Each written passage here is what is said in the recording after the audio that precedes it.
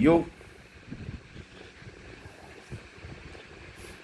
alors il y a un truc que j'observe un peu partout, même s'il y a des endroits où c'est pire que d'autres. Je vais pas me faire des amis, mais c'est qu'on ne peut plus rien dire.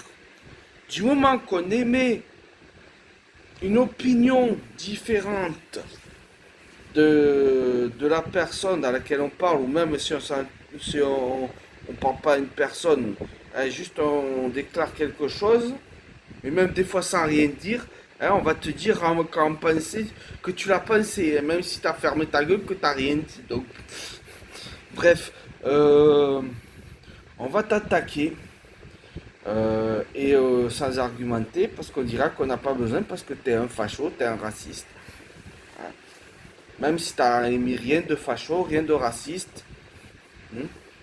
Euh, D'ailleurs, c'est souvent quand tu vois, je vais dire ça, on va me dire, ouais, ben, si tu dis qu'on peut plus rien dire sans que ça parte en couille, même si on peut avoir toute la bonne volonté qu'on veut, toute la bienveillance qu'on veut, toute la courtoisie qu'il faut, on va te dire, bah normal, si tu commences par dire bonjour sale bougnoul, ou normal t'es un facho, sans savoir qui tu es, sans avoir écouté ce que, sans avoir vu ou écouté ce que tu as dit, que les gens t'attaquent dessus, hein, c'est faire un homme de paille tout ça.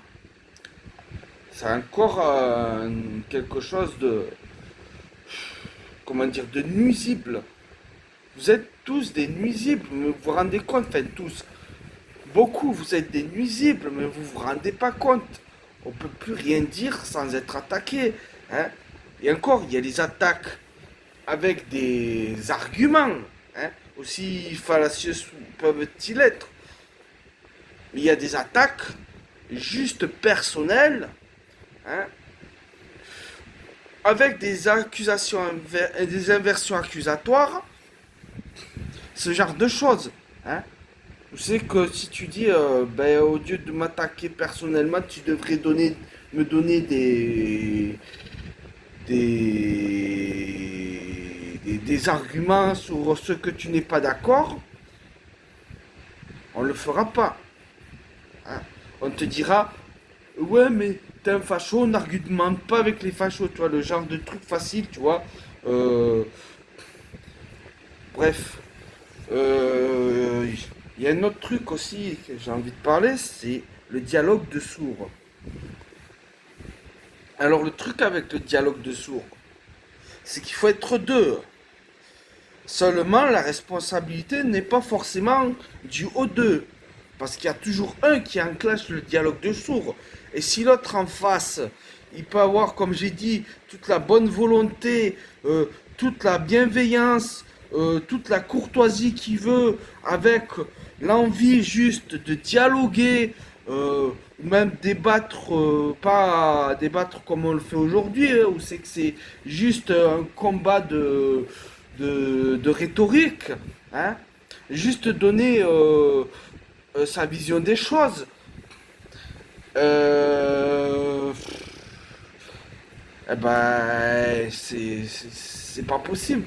C'est pas possible avec des personnes qui de toute façon ne font que t'attaquer personnellement. Même si tu t'essayes de calmer les choses, ils continuent. Et en plus, ils t'accuseront, toi, d'être à l'origine du dialogue de sourds. C'est ça qui est le plus formidable.